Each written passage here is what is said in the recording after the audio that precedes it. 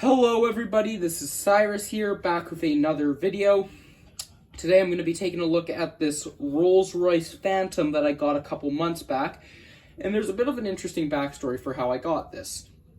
So, a few months back, here in Toronto, this claw machine arcade opened up at this shopping mall in Toronto known as Empress Walk Mall.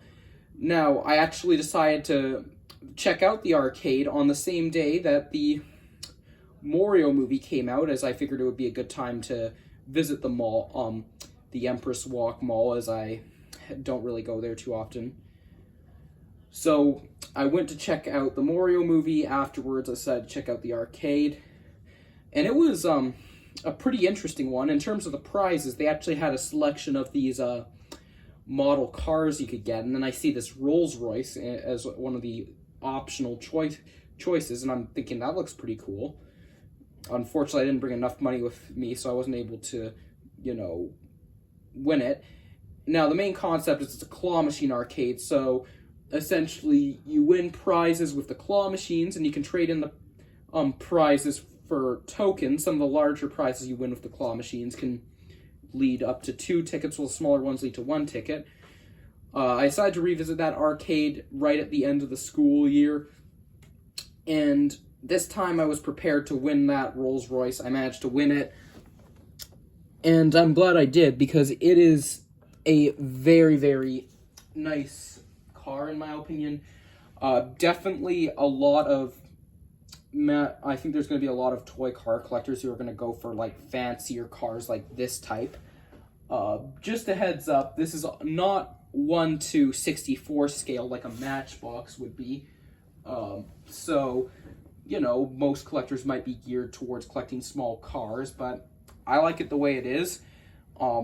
It's also unfortunate, too, on that same note, speaking of 1:64 scale, as Matchbox and Hot Wheels have came out with Rolls-Royces in the past, but they haven't done a Rolls-Royce for quite some time. Hopefully, maybe in 2025, they could do a new Rolls-Royce, one of the two companies, as I don't really collect Hot Wheels, so I don't really pay attention to what the new models that come out. And then when I was checking out the videos for the 2024 Matchbox gathering, there were no new Rolls-Royces listed for Matchbox to come out with, which was, a little bit of a downside. So we're going to take a look at this one, see what we got going on. But yeah, hopefully Matchbox or Hot Wheels can come out with a new Rolls-Royce in the future. Maybe a Rolls-Royce Phantom like this one. So it's not screwed to the display stand or plinth, whatever you want to call it. You just have these 2 black twisties. Turn both of these. You can take it off its plinth. And then you just remove the insert packaging. And if you want to reattach it to its plinth, you can totally do that, since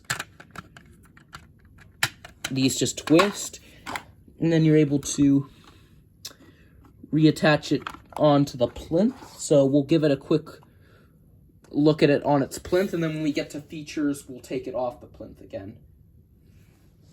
So, starting off by taking a quick look at it, you have your nice chrome hubcaps, which are obviously common on fancy cars like these. You have a bright orange turning light right there, Rolls-Royce badge. It's kind of hard to see, my fingers kind of getting in the way. This was my finger shadow a little bit, but there is a Rolls-Royce badge right there on the side. There, hopefully you can see that now. I can see it on camera, but let me know if you can see it. And yeah, hold on, let me wipe it up. It's kind of smeared on the front there. And dusty.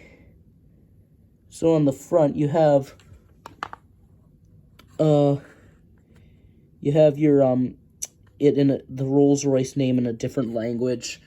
Obviously, it's in a different language on the package as well. And then you do have your Rolls-Royce logo right there. It's hard to see, but you'll have to take my word for it. It's the only reason why it's hard to see is because of the light glaring. If I adjust my camera a little bit. Right there in the center, you do have your Rolls-Royce logo with the letter R. Details are the same on the other side. And then there's also a little silver nub right underneath that door handle. Same on the other side. And then, of course, back you have your tail lights, exhaust pipes. Probably that's either Japanese or Korean word for Rolls-Royce. I can't quite tell. And then your Rolls-Royce logo once again on that chrome piece there. And although it comes attached to the display stand, it's obviously an easy remove piece. And it does have a number of features that are nice to note. So your doors will in fact open, and this actually gives a nice level of detail with the white interior. Interesting to note, as you saw on a Rolls-Royce, the back door opens in the opposite direction, which is kind of interesting. Let's see if I can get the other one open. So there's the other one. And it's the same on both sides. Oh yeah, since we have it open, I'll let you see inside a little bit. Maybe hard to get the camera in there, but you do have some control details on the dashboard, as well as your steering wheel with your silver Rolls-Royce badge, although it's kind of hard to see there. Hopefully you can see that now.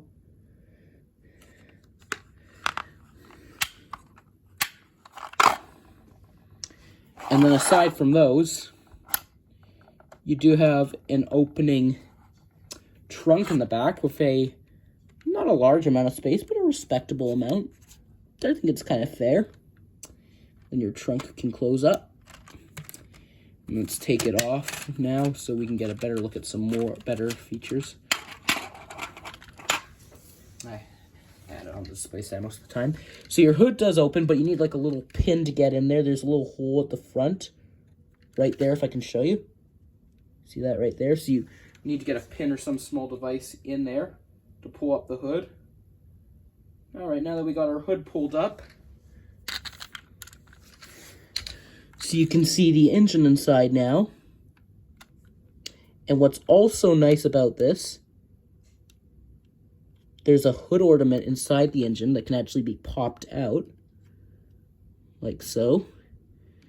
And then when you close your hood down, then you can essentially have your hood ornament up, though it might be harder to open it with that on there. I mean, you can still open it, but you need like a metal pin to pry the hood open, because, yeah, now the hood's wedged down, so I have to do this off camera after the video. So getting the hood to open once you have that hood ornament popped up is a little bit tricky, but otherwise it works. There is lights and sounds. I took the batteries out because I don't want any corrosion to happen. But I do have another car that shares the same sounds as this Rolls-Royce, so I'll try the sounds on those. So your two headlights at the front would be lighting up, and then your taillights at the back.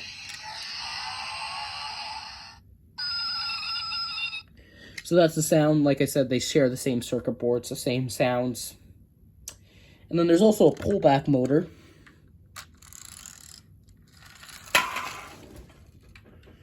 Sometimes these pullback motor car vehicle cars and trucks tend to have a bit more of a cheaper kind of feel.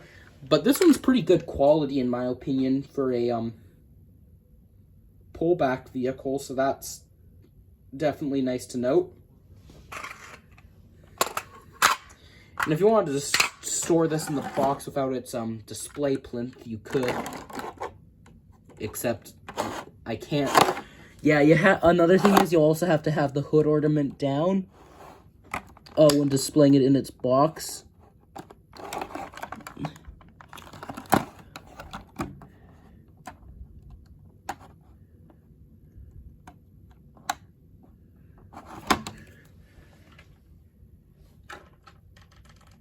See, maybe I can get that. No, it's harder than I thought. So, yeah. Another thing that's important to note is you will have to, like I said, have the hood ornament tucked in when it's in the box. But otherwise, it's a pretty good car in my opinion. Definitely, I hope that Matchbox or Hot Wheels does a Rolls-Royce definitely I'd like Hot Wheels to do one for the RLC series, but if they did one in the basics, that would be good as well. Until then, let me know in the comments what you think of this Rolls-Royce, and I'll see you in some more videos very soon. Have a good, safe rest of your day, guys. Bye.